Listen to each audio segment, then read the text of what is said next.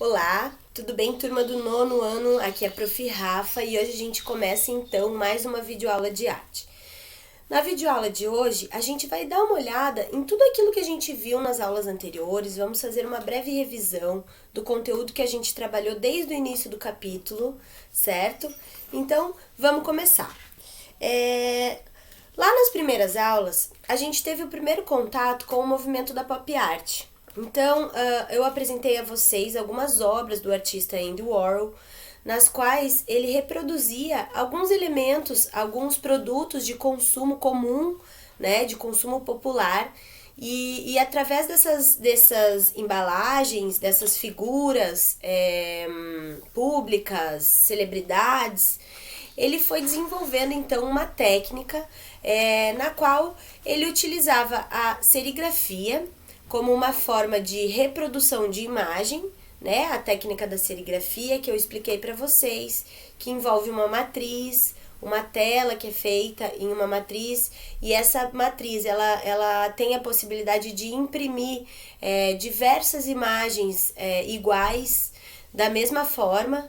Então, quando o Andy Warhol conheceu essa técnica, ele logo se apaixonou e logo entendeu que aquela técnica ela era importante para o conceito que ele estava criando então na arte, certo? A pop art ela começa lá na década de 50, lá na Europa e no Reino Unido, mas ela se solidifica mesmo na década de 60. E nesse momento é o momento em que a indústria cultural está se expandindo, a revolução industrial está acontecendo.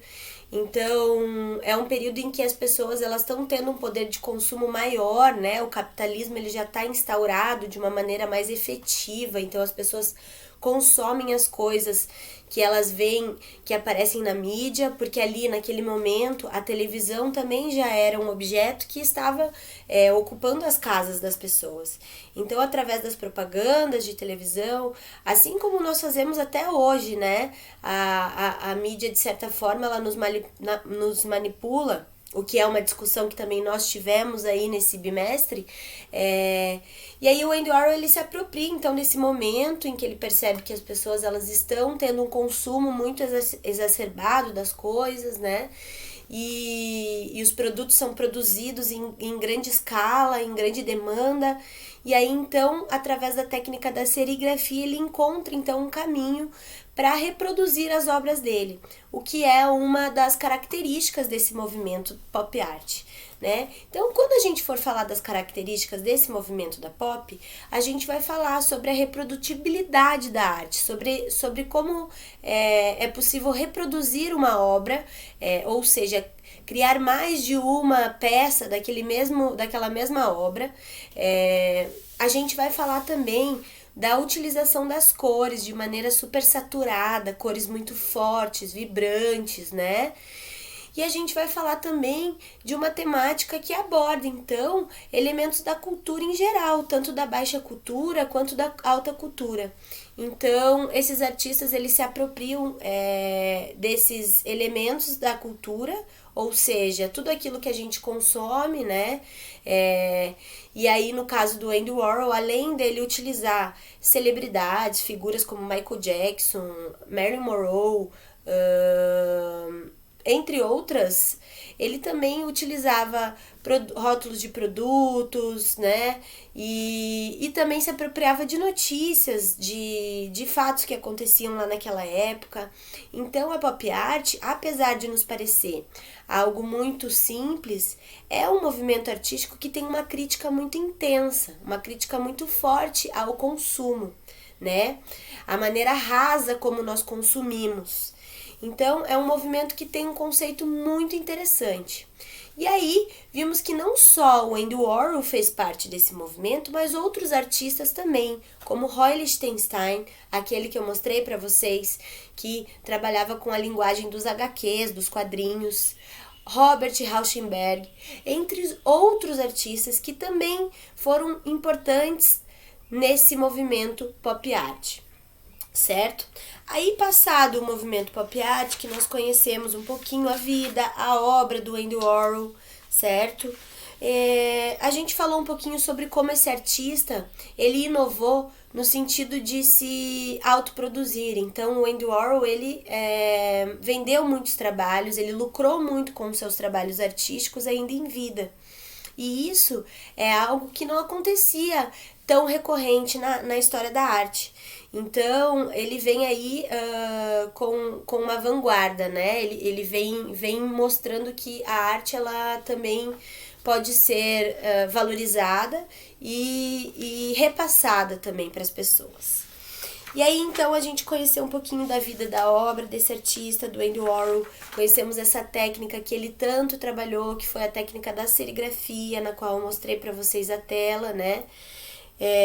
Conhecemos algumas obras desse artista.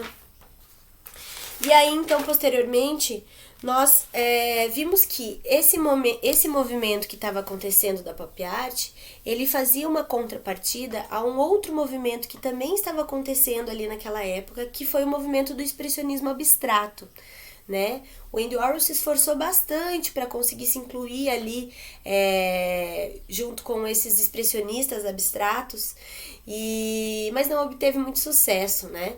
Cada um no seu quadrado, como se diz assim. Os expressionistas abstratos, eles trabalhavam com a arte de uma maneira mais pura. Então, para eles, o mais importante era o processo que aquela pintura envolvia, não tanto o resultado final. Então, artistas como Jackson Pollock, que é uma grande referência aí do expressionismo abstrato, Franz Kline, todos eles trabalhavam de uma maneira muito expressiva, muito gestual, né? E aí o deleite deles como artista era justamente o processo que aquela pintura envolvia, certo? E aí o pop art, ele fazia um contrapartido com esse movimento também que estava acontecendo ali na década de 60 e que vocês podem ler um texto bem interessante ali para fazer essa revisão na página 13 da nossa apostila. Então, visto isso, nós conhecemos também um artista chamado Keith Haring. Keith Haring foi um artista americano muito, muito, muito interessante, muito importante, uma grande referência para artistas da área do design, dos grafites, para as áreas gráficas das artes e para todos os artistas em geral, porque o Keith Haring também, um rapaz muito novo, começou então fazendo arte urbana, fazendo intervenções urbanas na rua, pintando muros, desenvolvendo aí então seus grafites. E aí ele cria uma linguagem muito única, muito gráfica, né? Uma linguagem estética, bem gráfica, que bebe lá da fonte da pop art. Então tem uma relação por conta dessas cores saturadas, por conta da temática que ele aborda também. Vocês viram lá na pesquisa que vocês fizeram que a arte do Keith Haring era bastante crítica também, né? Ela trazia uma crítica muito forte em relação a essa manipulação da mídia, né? Nós observamos algumas obras dele que demonstram isso, enfim. E aí vimos que o Keith Haring também foi um artista que de certa forma conseguiu usufruir então financeiramente aí do seu trabalho, ter um retorno financeiro através da loja que ele abriu e dos produtos todos que ele lançava, com camisetas, canecas, enfim, diversos produtos que levavam então seus trabalhos como estampa. E aí a gente percebe que a arte, ela vai criando um novo conceito. Então o artista aí, ele tem possibilidade de fazer com que o seu trabalho seja mais democrático, né? Que as pessoas tenham mais acesso a esse trabalho. Porque antigamente, quando a gente via lá as obras do período clássico, eram obras que tinham uma demora muito grande para serem concretizadas e elas tinham uma valorização muito única, né? Então, as obras, elas eram contempladas de uma maneira diferente, né? Elas eram vendidas até de uma maneira diferente. E aí, esses artistas, eles vêm e eles, nessa fase de todo um processo de desenvolvimento do capitalismo, eles vêm e eles mostram que a arte, ela também tá ali fazendo uma crítica a essa indústria cultural, ela tá ali ativamente fazendo críticas à sociedade e trazendo então novas linguagens, novos olhares para a arte. Aí nós conhecemos um pouquinho dos artistas que foram influenciados pela pop art aqui no Brasil. Conhecemos a Beatriz Milhazes, que é uma artista que tem o seu trabalho mega ultra valorizado hoje, né, financeiramente. É uma artista viva que tem trabalhos dela em todos os lugares do mundo e super valorizados. Vimos que ela também bebeu aí da fonte da pop art. E eu senti que vocês ficaram com uma dúvida muito grande em relação a isso. Quando a gente fala de um movimento artístico, aquele movimento ele aconteceu num determinado período. E aí, naquele determinado período, ele se instaurou, ele se mostrou, ele produziu, né? Ele deixou um legado para nós. Hoje, nós já estamos em outro período. Nós estamos num período contemporâneo. A gente poderia dizer que a pop art ela é pós-moderna, porque ela vem pós-modernismo. E aí a gente, hoje já, na contemporaneidade, não seria correto dizermos que um trabalho ele é pop art, mas sim que um trabalho tem influências desse movimento pop art, porque o pop art ele já aconteceu, pessoal, mas ele nos deixou um legado, e esse legado é o que nós nos apropriamos então para criar hoje. Certo? Então, não seria interessante a gente dizer que um artista atual é pop art, porque a pop art foi um movimento que aconteceu lá na década de 60. Mas podemos dizer sim que um artista ele se influenciou por esse movimento, certo? E aí então, tendo em vista esses artistas que nós vimos, a gente começa então uma discussão a respeito da forma como artistas podem ser independentes, artistas que se autoproduzem. Vimos então que lá em São Paulo existiu uma vanguarda na música. O termo vanguarda quer dizer que é algo à frente do seu tempo. Alguns artistas se reuniram então para divulgar os seus trabalhos de maneira autoproduzida, ou seja, eles não tinham vínculos nenhum com canais de televisão, canais de rádio. Eles produziam os seus trabalhos de maneira independente e eles divulgavam então de maneira independente também. Aí,